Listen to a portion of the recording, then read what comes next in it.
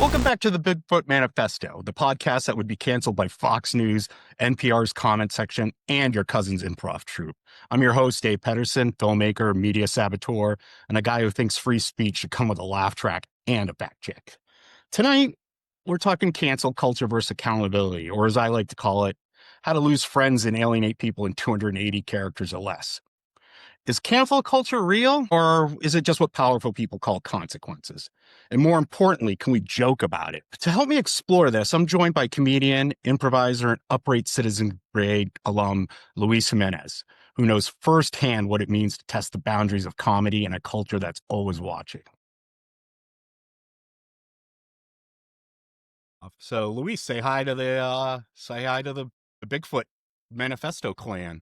Hey there, Bigfoot Manifesto clan. How you doing? Thanks for having me, Dave. That was quite the intro.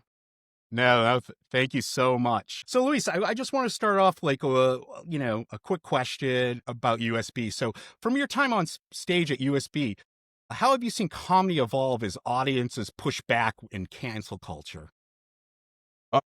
That's a good question. I feel in a lot of ways it's made a lot of sketch comedy and improv comedy, and I can't speak on the stand-up portion of it because I'm not a stand-up comedian, but it's definitely made the community a lot more careful. It feels like everyone's kind of walking on eggshells, making sure to not offend somebody.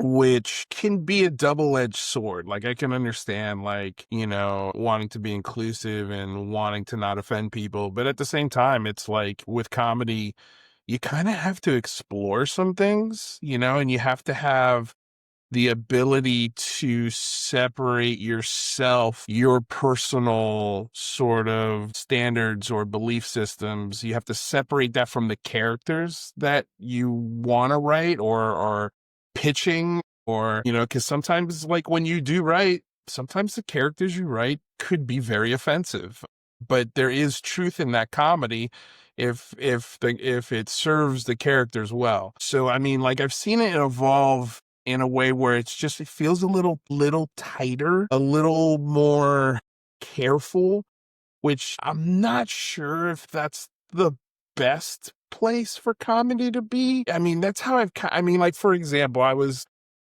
looking at this question, and it made me think of the when I did my first year at UCB on the house mod team there.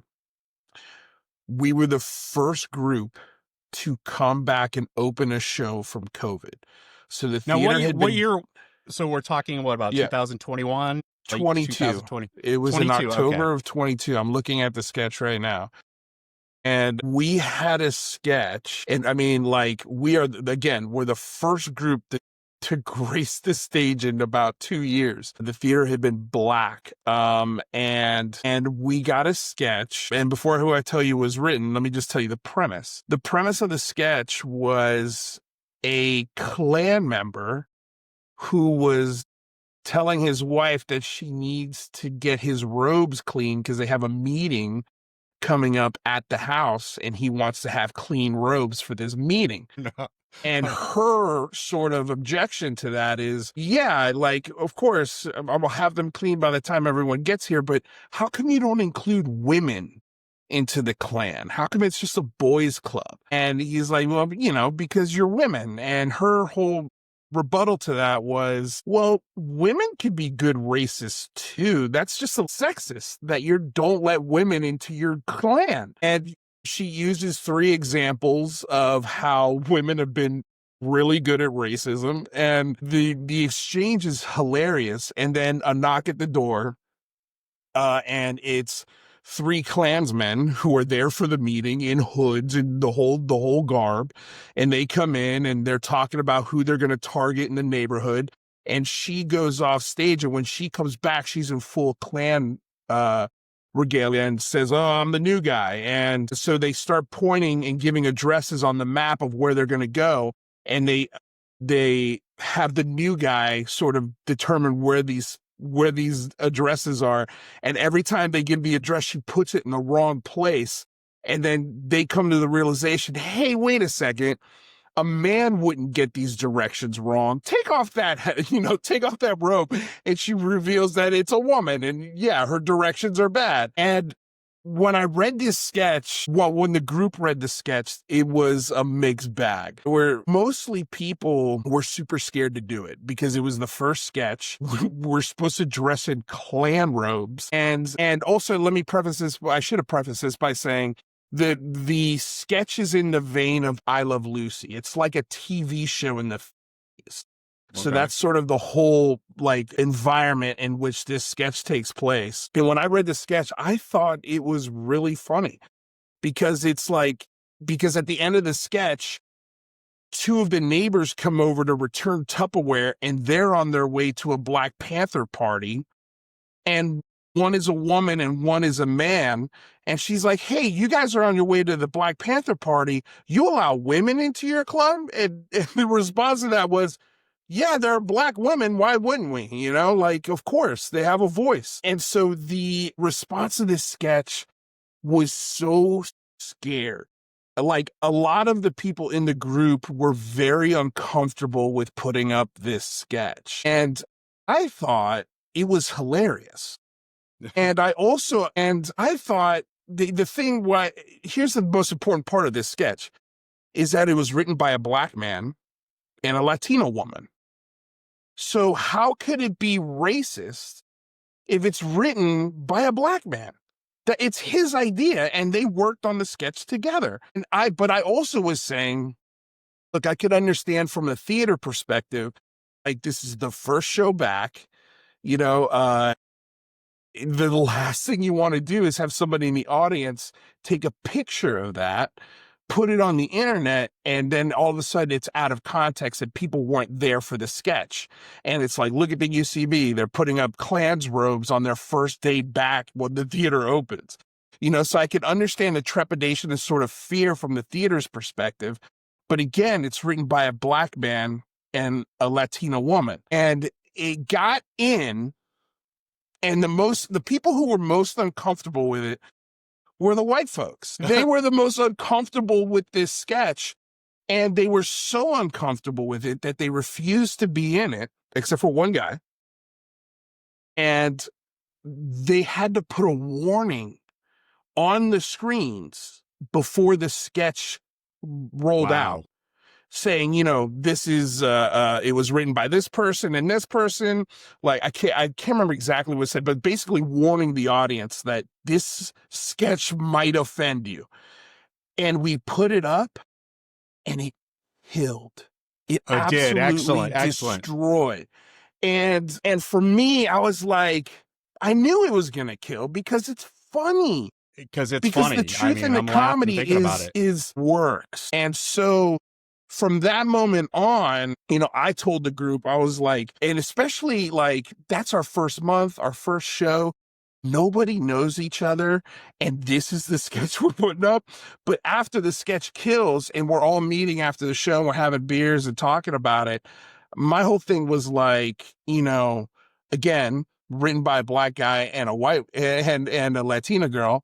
So how can it, how could you guys take it as racist? But more importantly, it worked. And now it sort of, that moment made us tighter as a group and made us tighter as friends, because now we just said that, like I said to everybody, I'm like, well, we can do anything we want.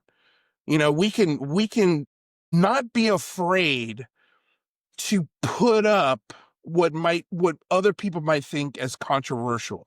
Like, we shouldn't be afraid. We shouldn't feel like we're walking on eggshells to perform comedy. Like, and these are characters. This is not a reflection of who we are. These are things we come up with that we're trying to make funny. I think there should be room to, even if the sketch bombed and people did get offended, there should be room in the art world to make a swing that big and miss. Thankfully, we hit it. It was a home run, but we, like, the idea that if it had bombed, I don't know what that would have done to the group, what it would have done to the dynamic or the theater, or if we would have been banned, or who knows. Like, it was a really, really, really sketchy sketch, and it was a brave thing to write. It was a brave thing to perform. And then when we actually executed it and it killed, like, everybody loved it. It was validating, but at the same time, like, toward the latter end of our 3-year run, like, there were moments like these where we're like, hey, let's try this. And the group, be like, not the whole group, but parts of the group were like, no, I'm not doing that. It's just like, why not? Like, why not? Because you're afraid to offend somebody? You're afraid to get canceled? You're afraid, you're working from fear instead of working from a place of creativity. And so I think that's how, like, this whole thing has evolved. It's like there's no longer room to make mistakes. And I feel because of that, a lot of either comedians or sketch comedians or TV shows or whatever are afraid to just let it fly and see what happens. And there used to be a little more room for you to make a mistake or to figure out, hey, it just doesn't work. People found it offensive. Like, okay, we'll never do that sketch again, but let's just move on. Let's go on to the next thing. I mean, we learn from those moments as well. And I think there's just not a lot of room for that these days. At least not in the LA comedy scene, like it's very, I don't want to say PC or politically correct, but it's people, I think a lot of the times work from a place of fear instead of accepting all ideas and trying to make it smart, and not be, I mean, like, if it was like a sketch where it was like, oh, this is clearly racism, like, this person who wrote it does not like Black people, and you could tell by the language in the sketch and, how they carry themselves, then of course not. No, you never put that up. That would be stupid. But, the idea that this writer decided to push this boundary to the absolute limit, I respect it a lot. And he actually ended up quitting after that month because he got so much shit for it. And it was a bummer to see him go because I thought that was one of the best sketches we'd ever done. Yeah, it's great. I always think of, there's a trope about comedy that I never cared for. I think it goes back to the ancient Greeks. Comedy is the lowest form of art kind of thing. But this is how I always looked. I've always, I've known a lot of comedians. I'm friends with some very famous ones, and so I've been to tons and tons of comedy shows, seeing my friends work up from being nobodies, working on their first 5 minutes to, playing Madison Square Garden. And so I've always looked like comedy clubs, they're like laboratories. Yeah. But I always say, except instead of science, it's just a bunch of drunk people yelling like, do Trump or do Hillary now, Right. But, yours is a little different, because it's improv. So I think, I don't know if you get that kind of feedback from an audience like that. But, you see it in the comedy clubs, and, you see this pushback now of like, what you could say. And it, like you said, it's like, I think everyone's walking on eggshells, everyone. Yeah. Well, I think a big part of that is everyone has a camera in their pocket now. And so, like, think the environment is in a place where if you had a Lenny Bruce or a Richard Pryor or a Sam Kinison pop up in this day and age of comedy, I think it would be very divisive as opposed to inclusive, because one side would be offended and the other side would find it funny. And therefore you have to pick a side as opposed to just like, is it funny? If it's funny, laugh. It's okay to laugh. And this, the idea of having a clip recorded or something you say in a club recorded, and then the next morning it's, a viral thing. I think some comedians are afraid of that. And I mean, look, there are some comedians out there that I do find offensive. Like, I think they do comedy just to punch down.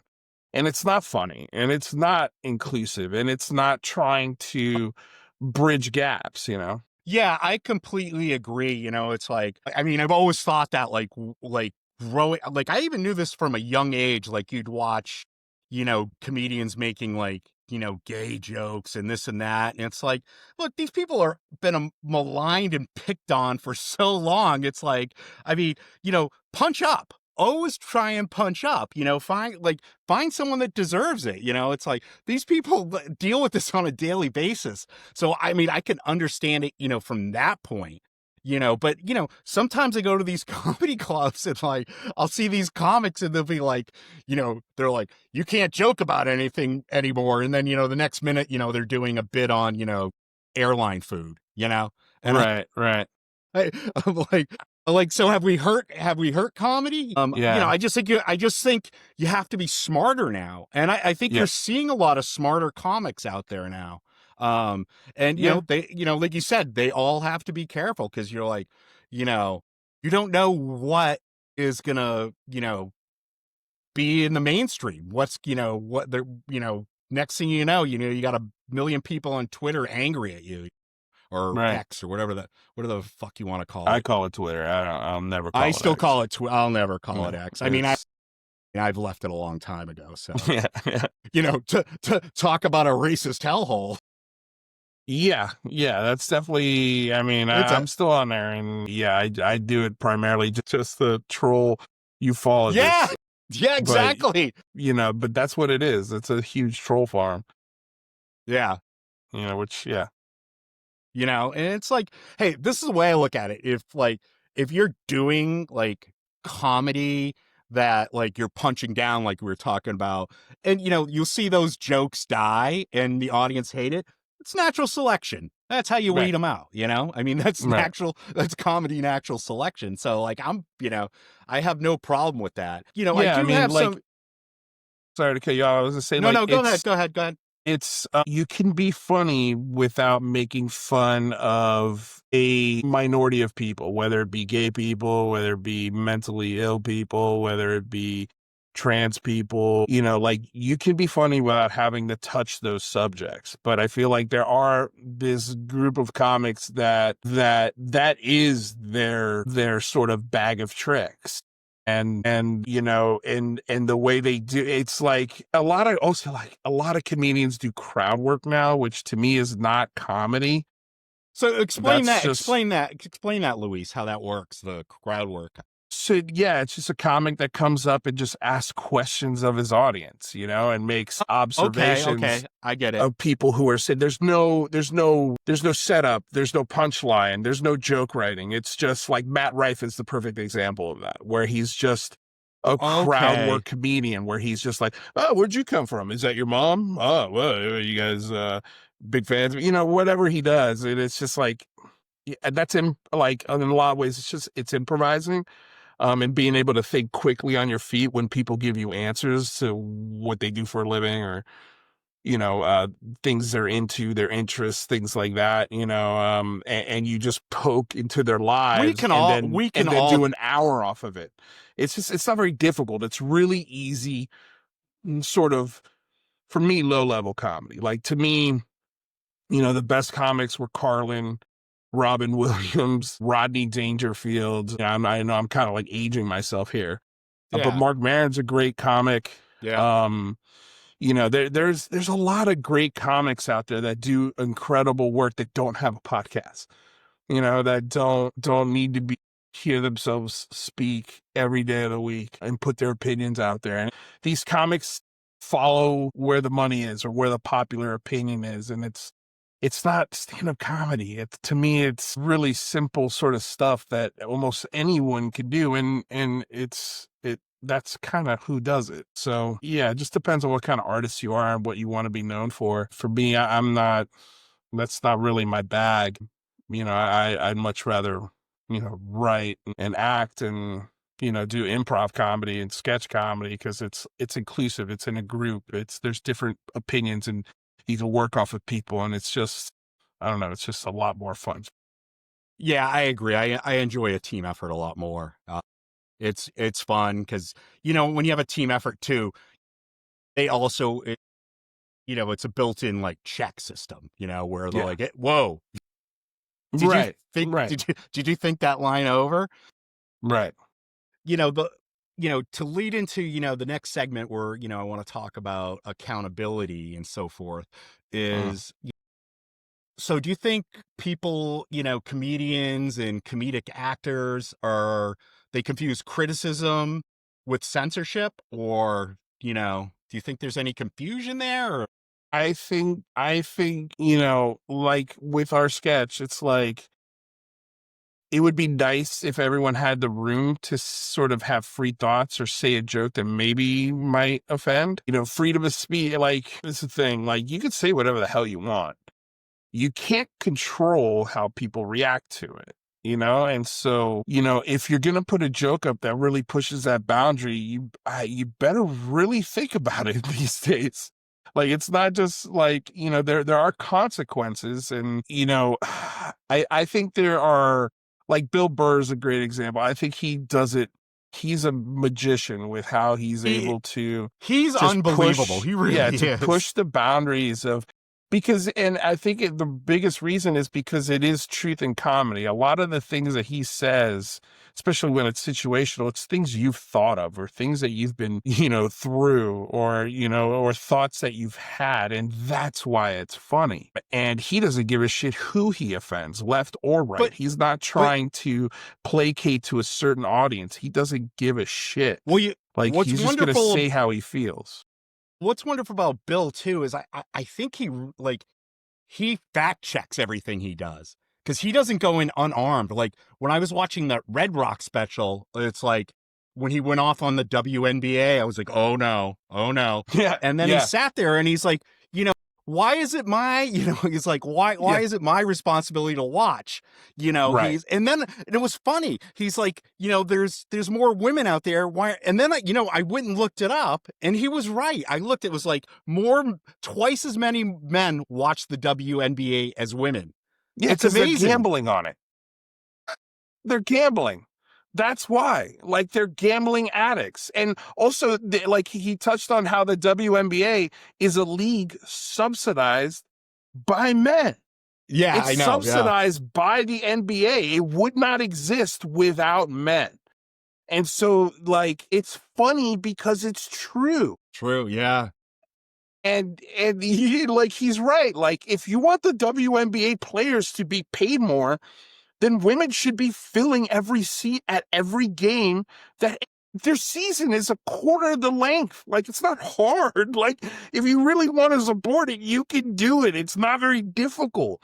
Yeah. But nobody does, because the product isn't as fun or as exciting as the NBA. That's just like, it's kind of tough. And except for this moment now where you have, these one or two players within that system, like Caitlin Clark, who's just fun to watch because she's clearly better than all the other women on the court. And it's just like, people like to watch dominating and greatness when it comes to sports. They really do. And so that's why it's had this huge surge, because finally, in 20-something years, there is a player on the court that people are drawn to. It's the same thing with Venus Williams, or Serena. Serena, yeah. Men will go watch greatness, and they're the ones who are supporting the sport. And I think a majority of them are just gambling on it, Well, and then there's also that aspect of, like, this is just amazing because she's so dominant. Yeah, I mean, the thing is, like women's tennis, I think is great, and I think that crosses both gender lines. I think men appreciate women's tennis so much. I'll give you my take. Like, I love the game of tennis, but I don't watch it. All right, the two sports I do not watch, Luis: tennis and golf, because I will not watch any sport that makes you be completely silent while watching it. I refuse.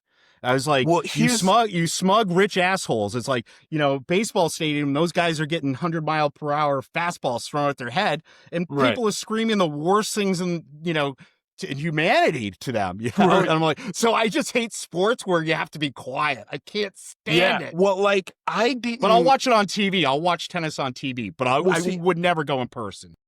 I play golf 3 or 4 times a week. And I know you do. Cannot watch golf on television. It is boring. But you know what kind of like there is this new version of golf where it's like a video golf where they've got teams and they've got a dome and it's all video projected golf stats and these teams play against each other in a dome with a stadium and people. And for me, that's way more interesting. But I remember the first time I got invited to go to the U.S. Tennis Open in New York, in Queens. And I wasn't a tennis fan, and I didn't understand how athletic and powerful both the men and the women. Incredible. And that was Agassi's. I went to Agassi's last U.S. Open. And so I got to see some tennis. And I was like, damn, dude, I had no idea. TV doesn't know justice. It's the same thing with golf. You go to a U.S. Open in golf, and you're like, Jesus, these guys are huge. They hit the ball a mile away. And TV just does not. Sometimes there are those sports where television just doesn't know justice whatsoever. I think tennis, golf, and kind of hockey are like those three sports hockey, for like me. I've never been a hockey fan, but you know, when Morgan Spurlock and I were partners, who we'll talk about later, talking about cancel culture, we used to, for like a couple seasons, we did the in-arena entertainment for the Rangers, and I never cared for. I never saw like, but you know, I could walk anywhere I wanted in Madison Square Garden. So I'd go sit right by the TV announcers, right by the ice. And I was like, oh, this is pretty exciting, you know? And I had to say it was pretty exciting. I don't think there's a better sport live. I don't think there's a better sport live than hockey. Yeah. Like I've been to a lot of different sports. Yeah. I like basketball because it's fast and it gets over quickly. Yeah. So I wanted to move on to our next segment, you know, where, you know, my thing is I'm saying accountability isn't censorship. Like, you know, here's the myth. Cancel culture is destroying free speech. Here's the reality, though. Most people aren't being silenced. They're being heard loudly, and they don't like the feedback. You know, free speech means the government can't jail you for your opinion. It doesn't mean HBO owes you a special after your last one bombed, you know? Right. You know, that's sort of my take on that.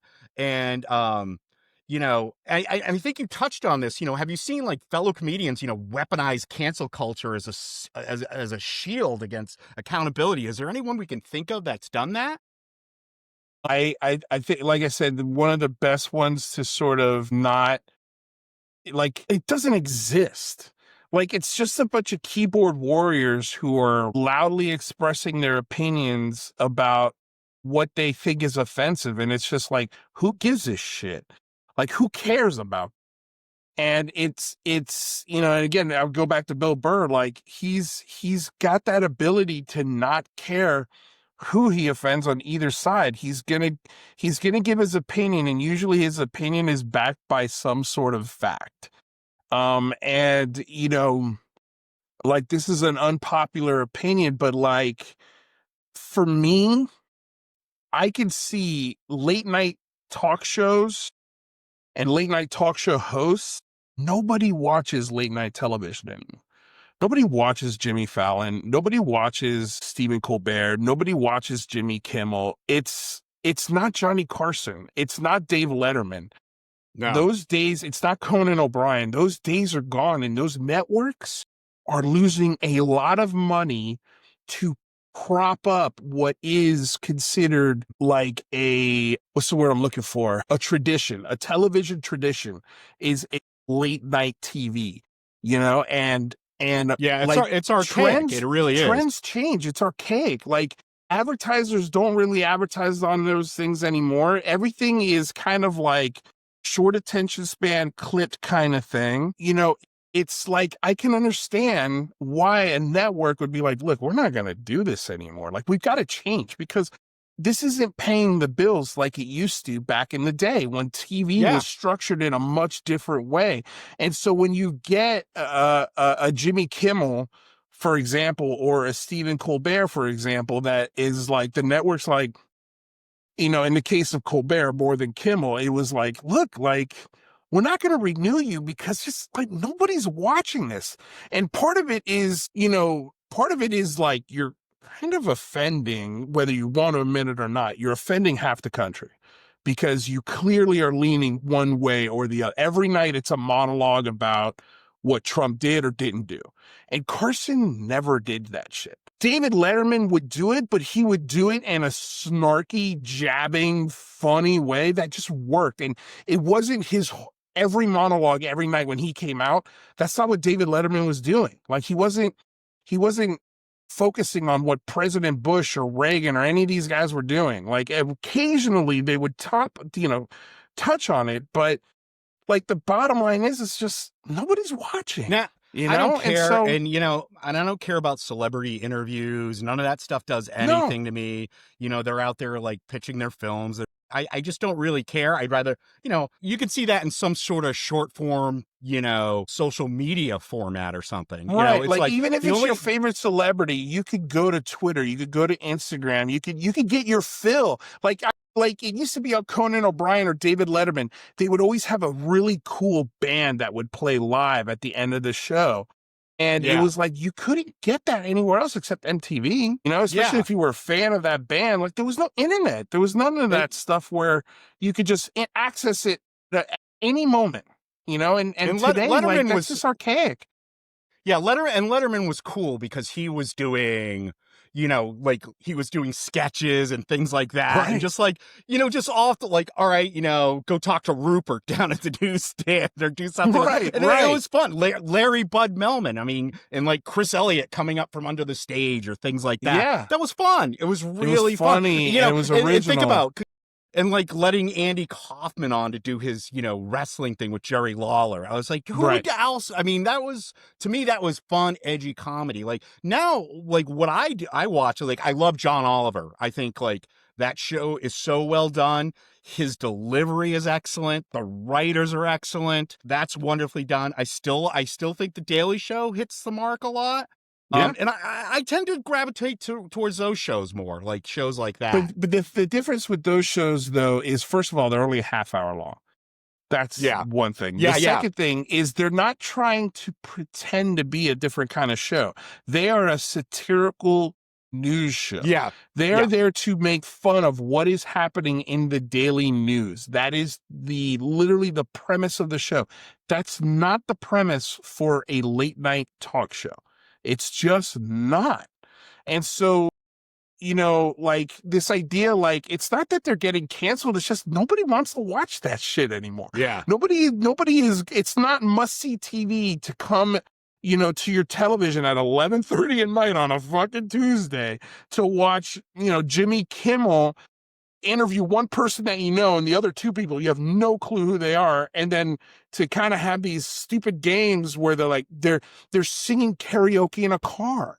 Like, I'm like, who I don't give a shit. This? Like who watches Luis, I don't understand any of those shows, like The Voice or any. I'm like, it's a karaoke contest. I'm like, exactly. I'm like, like, who's watching this stuff? I mean, people love it, but I'm like, I watched the first episode of America's right? The one with Simon Cowell. I watched the first episode. It was funny, like Morgan Spurlock. So Morgan had moved into my apartment. And I remember I watched the very first episode and he came and was like, oh, how was it? And I was like,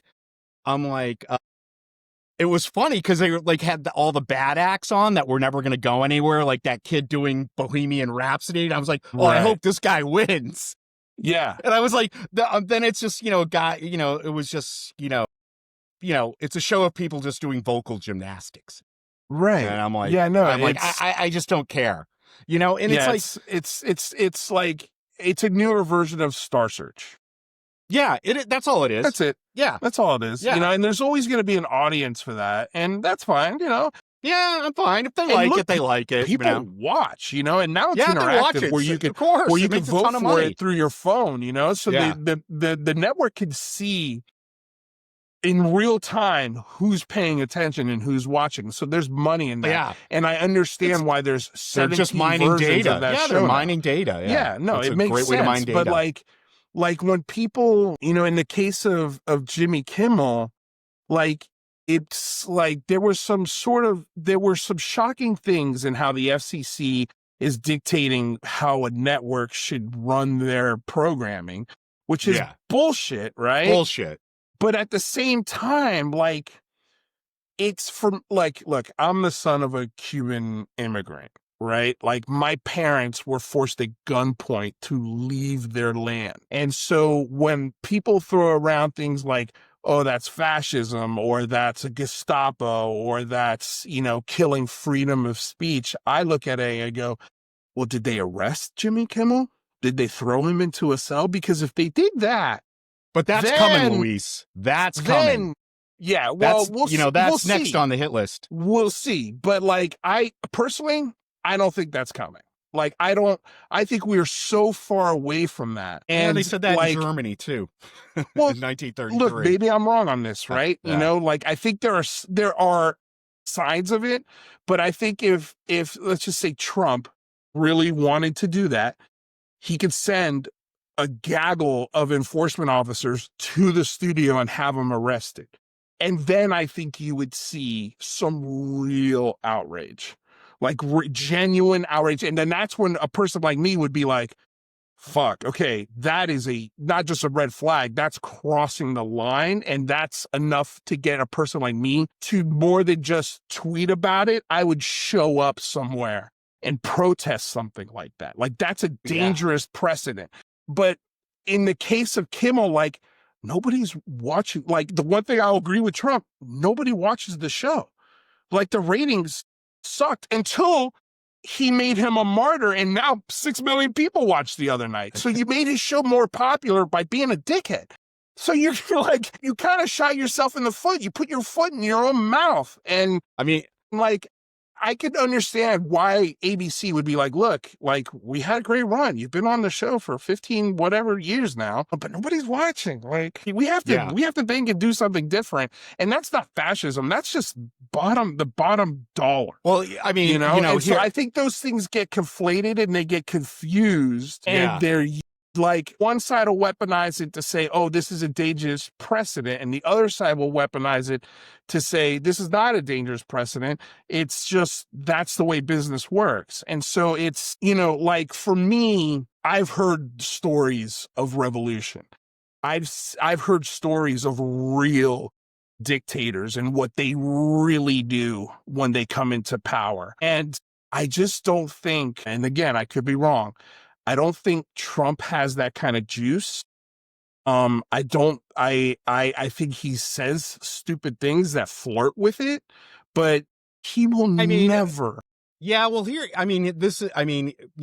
the rub on that. I mean, neither did Hitler, I mean, he had like basically 11%, Yeah, but he had the Gestapo arresting people in the middle of the street. I mean, not yet though. It's like, he had to get his Reichstag moment, like it all falls into place. They're using the same playbook. I mean, it's the exact same playbook. Well, I mean, like, let's see what happens in 28. Like, if he tries to run for president again, I don't think you'll just see the left. I think you'll also see people from his own party saying, no, you can't do that. I think you're seeing that from voters. I think you're seeing a lot of that, like, because you could see, I mean, his his approval ratings are in the toilet. I think I saw today he's like 37%, well, except he claims it's 70, but he's not very good at math. Yeah. Well, like, and he does things like fire his I can't remember the name of the position, but basically the person who reports on jobs in America, the Bureau of Labor Statistics. The Bureau of Labor. And like, for me, I think the worst president in U.S. history was George W. Bush II. His policies horrible, more than 1 million people, and it's that to me set a way more dangerous precedent and opened the door for dickheads like Trump to come in and do whatever they want legally. Especially when it comes to like we've been shifting this way for a while. I mean, even people like Clinton, and Bush was the catalyst for that. Yeah. For me. I mean, to me, like Clinton and Obama were just to the right as Reagan to me. Yeah. Like, till Biden's, like, I think Biden did a really great job like fixing all the shit from Trump. Yeah. And but when I look back at like the presidents of like my lifetime, it's like Biden, and then, Bush Sr. gets a bad rap. I mean, he lost his election because he promised not to take welfare and food stamps away from poor people during a recession. And Clinton's like, I'll do it if you vote for me. Yeah. And I'll also create the prison industrial complex. Yeah, exactly. And I'll arrest black people and Latino people at 6 times the rates of whites. Yeah. I got no problem with it. If that's what gets me the conservative vote, I'll do it. And that's why he won. That's why he won. It's exactly how he won. I think, to me, those policies and those presidents were a lot more destructive. For me, Trump is just a fucking idiot. He's just dumb. Oh, he's so stupid. He's so dumb. I campaigned for Jerry Brown in 1992. Fuck man. I campaigned for a libertarian in 2008 and Ron Paul. I've seen what, like, behind the scenes, I've seen how the political system is corrupt and takes a candidate who, like, for example, and it's the same thing that happened to Bernie. Like, if the votes went as they were actually voted, those two people would have had a much bigger say in the political processes that we're talking about today. I don't know if it was Bernie that had beaten Trump in that second term. I don't think we'd be having a second second term of Trump. I really don't. I will go to my grave saying that if Bernie had run head to head in 2016 against Trump, he would have won. He would have won. He would have won. He would have won. And I'll tell you why. I mean, the Democrats spent more money, debasing Bernie than they did going after Trump because they think Trump was a threat. They were more scared. They were more scared of Bernie, and that destroyed their party, and that set them up for the loss in 2024.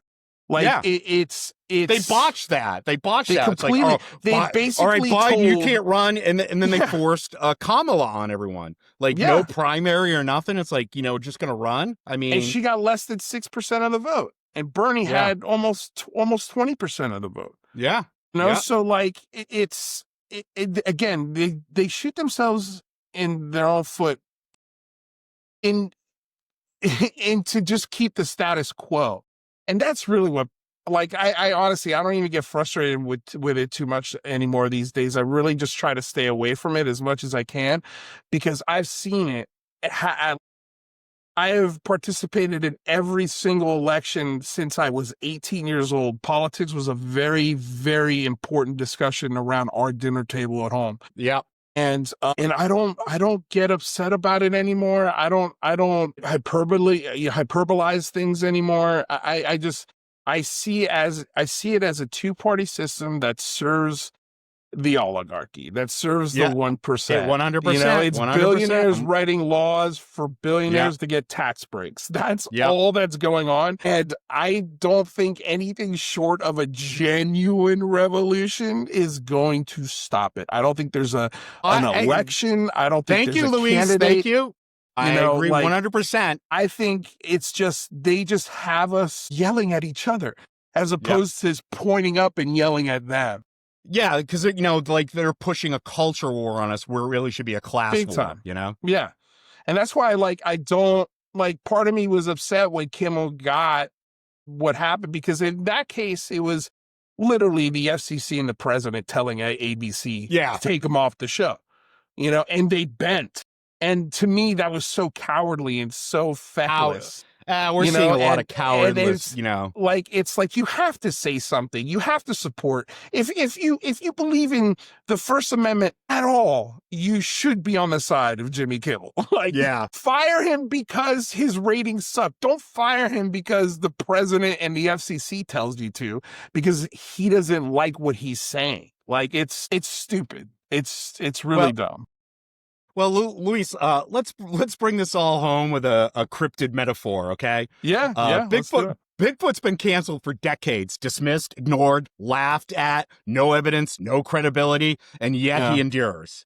Because something survives being silenced, because real stories like real people evolve. Bigfoot didn't need a rebrand, he just needed better PR, you know? And That's how I look at Bigfoot. Like, he's just the perfect metaphor for everything.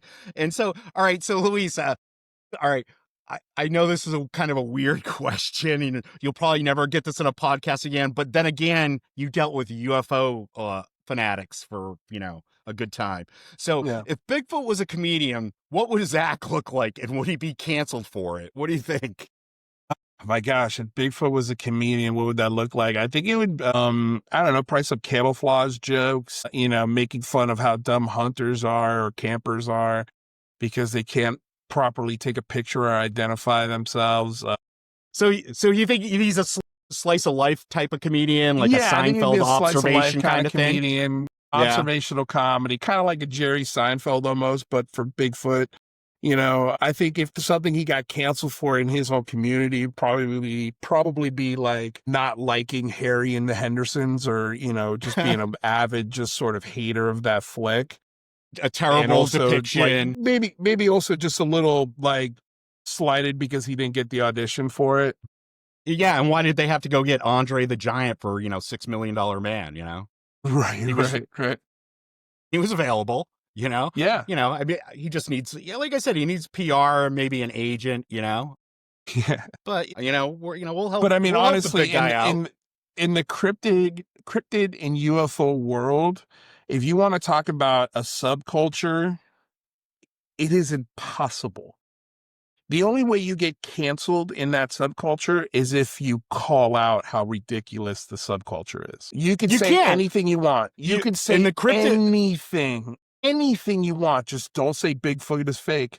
Don't say UFOs are fake, because the second you say that, you are fucking canceled. You're done. You're done. Yeah, I mean, Bigfoot, he's enduring. He powers on. Yeah. I'm convinced he's a socialist. I think he's a man of the world, not just people. Well, I think he's, a man of all creatures, He lives off the land. He doesn't pay any taxes. He doesn't believe in taxes, I'm sure. When they foraged or foraging for the community, everybody shares everything. When they go to the doctor doesn't charge anything. Just like when they go to see a mechanic, the Bigfoot mechanic doesn't charge the doctor anything. It's kind of like that Star Trek sort of socialistic society where, it's like, if you're good at this thing, that's what you do. And your payment is to help people, and in return you get a safe place to live, you get food to eat, you'll never go hungry, like those things that sort of exist in that Star Trek utopia. It's like, I remember as a kid, I think you and I have talked about this before, was like In Search Of, Leonard Nimoy. Bigfoot episode is like the most frightening episode. And I'm like, especially in 1986.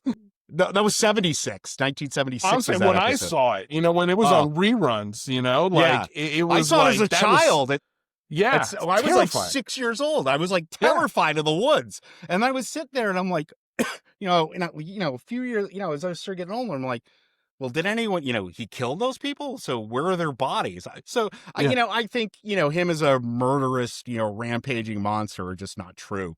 I don't buy that.